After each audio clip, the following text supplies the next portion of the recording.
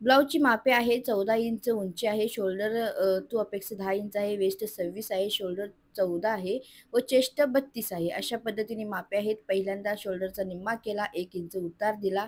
नंतर आपल्याला जितकी शोल्डर हवी आहे तिथून शोल्डरमधून वजा करून घेतलं. आता इथे जो आहे तो मुंड्याचा 6वा भाग प्लस अर्धा इंच ॲड केलेला आहे. तर इथे 5.8 आलेला आहे. म्हणजे छाती 32 आहे, तर त्याचा 6वा भाग करून घेतलेला आहे मुंड्यासाठी. आता जितकी छाती आहे त्याच्यामध्ये पाव इंच ॲड करायचं आहे. सॉरी, छातीचा 4था भाग प्लस पाव इंच, 1.5 इंच लूजिंग. आता कमरेचा 4था भाग घेताना आपण पहिल्यांदा इथे मापे जी टाकणार आहोत ती अशा पद्धतीने पहिल्यांदा गळ्याची इथे रुंदी टाकते. रुंदी टाकली वरती आपण इथे गळ्याचा आकार दिलेला आहे. अशा पद्धतीने गळ्याचा आकार द्यायचा आहे. आता शोल्डर टू अपेक्स 10 इंच आलेला आहे. तर अपेक्स टू अपेक्स 7 इंच आहे. तर मी ते जो पॉइंट आपला मिडलचा आलेला आहे ती खूण करून घेतलेली आहे. आता इथे 3 इंच दिलेलं आहे. टक्ससाठी 2.5 इंच दिलेलं आहे. पुन्हा हे 2.5 इंच भरून काढण्यासाठी पुढे 2.5 इंचाची खूण केलेली आहे व 1.5 इंच माया दिलेला आहे. म्हणजे आपलं मार्क जे आहे ते अगदी व्यवस्थित पडलेलं आहे. पहिल्यांदा काय केलं, इथे 3 इंच घेतलं, नंतर 2.5 इंच टक्ससाठी घेतलेलं आहे. नंतर हे 2.5 इंच कट होऊन जाणार आहे. त्यासाठी पुन्हा 2.5 इंचावरती एक खूण केलेली आहे. म्हणजेच ती मार्जिन आपण भरून काढलेली आहे व 1.5 इंच जो आहे तो शिलाई मार्जिन ठेवलेला आहे. आता टक्सला जो आहे तो अशा पद्धतीने आधी मी आकार देते. नंतर आपण मुंड्याचा आकार देऊया. इथे पाऊण इंच आकार मुंड्याचा देऊन अशा पद्धतीने आकार समोरचा दिलेला आहे.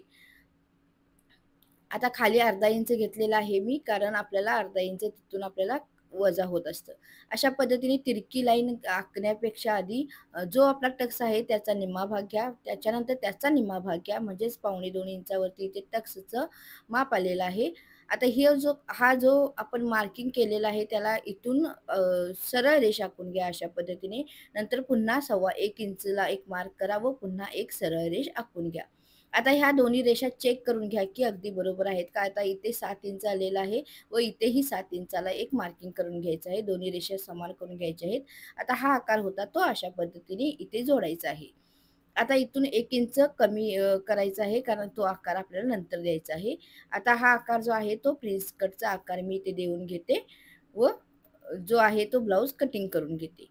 आता आपला इथे प्रिन्स कटचा ब्लाउज जो आहे तो कट झालेला आहे. आता समोरच्या भागाला तुमच्या मुंड्याला चुनी येणार नाही, क्रीज येणार नाही अशा पद्धतीने आपल्याला टक्स मायनस करून मी कटिंग करून दाखवलेलं आहे. आता मी हे इथे वरतीही पाव इंच कमी केलेलं आहे, कारण आपल्याला शोल्डरमधून ब्लाउज अगदी परफेक्ट बसावं त्यासाठी मी शोल्डरमधून वरती, जर तुमचा गळा जर 6.5 इंचापर्यंत असेल तर वरती पाव इंच कमी करायचं, 7 इंचच्या वरती असेल तर तुम्ही अर्धा इंच कमी करायचं. तर अशा पद्धतीने हे मार्किंग आहे. आता हे कट केलेलं आहे. आता मी हे जे आहे ते मेन फॅब्रिक कट करून घेईन. पहिल्यांदा पाठीचा भाग जो आहे तो कट करून दाखवते तुम्हाला. आता उरलेल्या भागात पाठीचा भाग काढूया. तर पाठीचा भाग काढण्यासाठी शोल्डरमधून 3 इंच, म्हणजेच पूर्ण शोल्डरमधून 3 इंच वजा करून घेतलेला आहे. म्हणजेच मी ते पहिल्यांदा उंची घेते. उंची 14 इंच, शोल्डरमधून 3 इंच वजा करून 5.5 इंच मी ते मार्क केलेलं आहे. पुन्हा इथे 5.8 ला खूण केलेली आहे. म्हणजे शोल्डरचा 6वा भाग, सॉरी, छातीचा 6वा भाग प्लस अर्धा इंच घेतलेला आहे. आता इथे मार्किंग जे आहे ते 1.5 इंचावरती केलेलं आहे. आता कमरेचा 4था भाग, पुढे 1.5 इंच शिलाई मार्जिन दिलेली आहे. आता सरळ रेष जोडलेली आहे. आता इथे 1 इंच देऊन पुन्हा आकार दिलेला आहे. आता हा सुद्धा आकार पहा, मी खाली अर्धा इंचला पॉइंट केलेला आहे. कारण हे आपल्याला समान यायला हवं. ज्यावेळेला आपण फिटिंग करतो त्यावेळेला कमी जास्त होतं, तर ते न होण्यासाठी मी इथे अशा पद्धतीने मार्क करून घेते. आता इथे अर्धा इंच कमी केलेला आहे, कारण गळा जो आहे तो आपला 8 इंचापेक्षा खाली आहे. मी आता इथे गळा कट करत नाही, कारण गळा जो आहे तो डिझाईनचा बनवायचा आहे. त्यासाठी मी इथे गळ्याचं मार्किंग काहीही टाकत नाहीये. पहिल्यांदा पुन्हा मी एकदा चेक करून घेते, की आपलं मार्क जे आहे ते बरोबर आहे का? तर जो थोडासा आकार इकडे-तिकडे झाला होता, तर मी तो कटिंग करून घेतलेला आहे. आता स्लीव्ह कट करण्यासाठी काय करायचं, जो मुंडा आलेला आहे, तो मुंडा अशा पद्धतीने मार्क करून घ्यायचा, म्हणजेच मोजून घ्यायचा. तर इथे 9 इंच आलेला आहे. 9 मधून 1 इंच वजा करायचं, म्हणजेच 8 इंच घ्यायचं आहे. 8 इंच बाहीची रुंदी टाकायची आहे. उंची जी आहे ती तुम्ही तुमच्या आवडीप्रमाणे ठेवू शकता. इथे मी 10 इंच कस्टमरचं ब्लाउज आहे, 10 इंच उंची घेत आहे. आता इथे जी रुंदी आलेली आहे तीच मी 1 इंच वजा करून घेतलेली आहे. 3 इंच बाही उतार दिलेला आहे. इथून 1 इंच आकार व इकडूनही 1 इंच आकार देऊन अशा पद्धतीने मार्क करून घेतलेलं आहे. तुम्हाला अगदी डिटेलमध्ये हे पाहायचं असेल तर माझे पाठीमागचे व्हिडिओ प्रिन्स कट ब्लाऊजचे पाहू शकता. अगदी डिटेलमध्ये तुम्हाला हे ब्लाऊज शिकवलेलं आहे. तर तुम्ही संगीता फॅशन डिझायनर ह्या चॅनलला सबस्क्राईब करा. त्यामुळे तुम्हाला सर्व व्हिडिओ अगदी व्यवस्थित व अगदी चांगले तुम्हाला पाहायला मिळतील. जिथे मार्क व जे कटिंग असतं ते अगदी परफेक्ट असतं, कुठेही कमी जास्त होत नाही.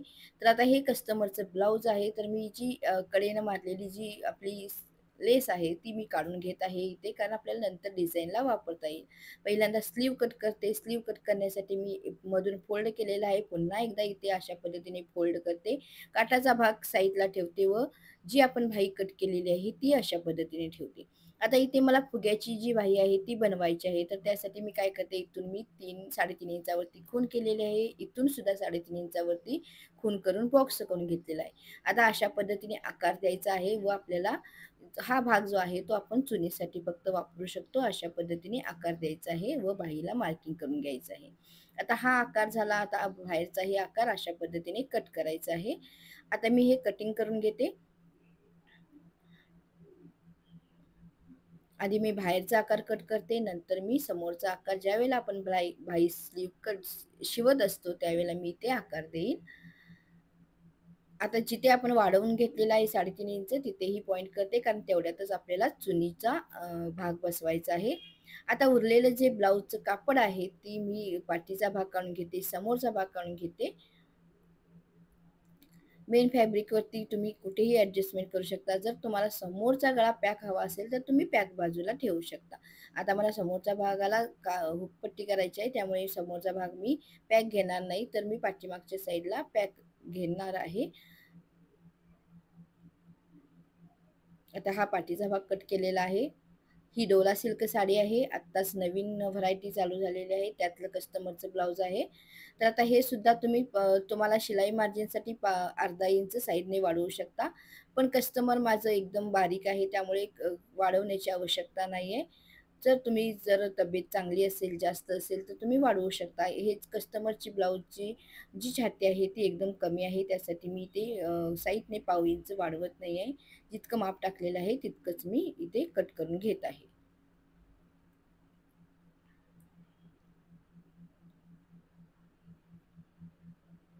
मी तुम्हाला नेहमी पूर्ण माहिती व पूर्ण सर्व नॉलेज शिलाईमधलं देत असते. तर तुम्ही जर अजून चॅनलला सबस्क्राईब केलं नसेल तर नक्कीच चॅनलला सबस्क्राईब करा व नवीन-नवीन व्हिडिओ पाहत राहा. आता आपला जो क्लास चालू आहे तो ड्रेस क्लासचा क्लास चालू आहे. घरी बसूनच महिलांना सर्व ड्रेस कशा पद्धतीने शिवायचे आहेत ते मी प्रत्येक महिलांना मी शिकवत आहे. तर व्हिडिओ आवडला असेल तर नक्कीच लाईक करा, शेअर करा, सबस्क्राईब करा. Thank you for